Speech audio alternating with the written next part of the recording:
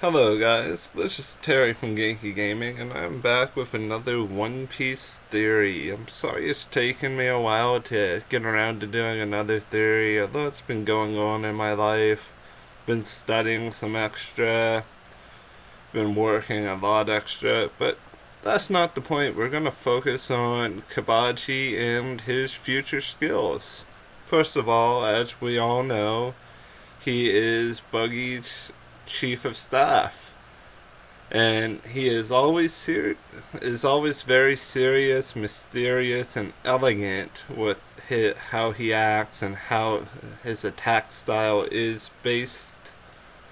Because his fighting style is acrobatics. He also uses his unicycle in both daggers and swords for combat. He also has access to breathing fire, and he is willing to take advantage of injured opponents, basically going for weak points of already injured people. He has skills like the Kyokugi Yukemuri Satsujin Jikin, which is basically an ability that allows him to use his sword and dagger to create a cloud of dust and then do a sneak attack from within the cloud of dust. Pre-time skip, just like Moji and Richie, they want to get stronger so that they can save Buggy from Impale Down. And Alvida tells him the same thing he told those two, which is rescuing Buggy is basically a suicide mission. And now we get to the main part of the theory. So, post time skip. He's still just about the same build. He hasn't really changed a whole lot. He's still basically the same Cabaji. And he's still part of Buggy's crew, or the Buggy Alvida Alliance, also known as the Buggy Pirate Network, or something along those lines. Now for the main part of the prediction is Cabaji is going to get Kinbun Shoku Haki and is going to just be a beast, because of course he's going to get armament Haki as well, which is Buso Shoku Haki. And basically with Kinbun Shoku Haki, which grants the user the sixth sense of the world around them and limited precognitive abilities. With that, I think Cabaji is going to basically become a rogue, or a thief in RPG terms, because with that ability of his that lets him create a cloud of dust, he can sneak around effectively, maybe even have him pick up the ability to have permanent stealth after using that ability, but have the ability take a lot more out of him when he uses it, energy-wise. I was also thinking about maybe having his unicycle not create noise whenever he uses it to move around. Also via this ability. We really don't know his potential or truly what's going to go on with his character in the future, because Buggy hasn't really made much of an appearance yet, except for those couple panels that he has been in since he's been a Shishibukai. But yeah, he's gonna have to have armament Haki as well if he's still going to be on par with Zoro. What I'm expecting is Cabaji is going to pick up a lot of speed through his training with his unicycle and maybe be a little bit faster, so Zoro would have to rely on Kinbun Shoku Haki to be able to sense his movements whenever he has a rematch with Cabaji. I also do kind of expect Cabaji to pick up some form of Gimpo, or basically being able to do something similar to Skywalk with his unicycle, because I believe he had an ability where he was able to use his unicycle to ride up a wall.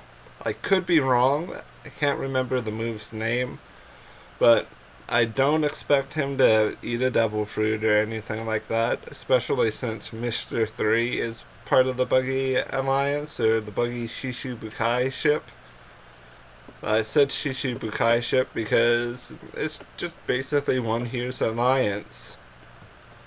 I actually think the Buggy as a Shishibukai is a great idea because it allows us to have a chance to build off of these great characters like Cabaji, Mr. 3, Alvita. I guess Moji and Richie are also pretty good. Just that with their attitude and how they're stylized, it makes them seem a little bit less interesting compared to the two double fruit users and the swordsman. But back on track here. I predict the next time we see Cabaji, he's actually going to be fighting someone. I'm not sure who he will be fighting. It could even be during the Throne War where he helps Buggy take down a Yonko. Because we have no true idea of how Buggy's going to re-enter the picture.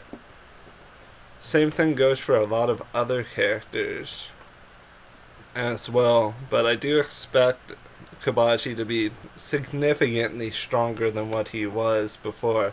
Because this is the new world. He has to at least be stronger than P.E.K.K.A.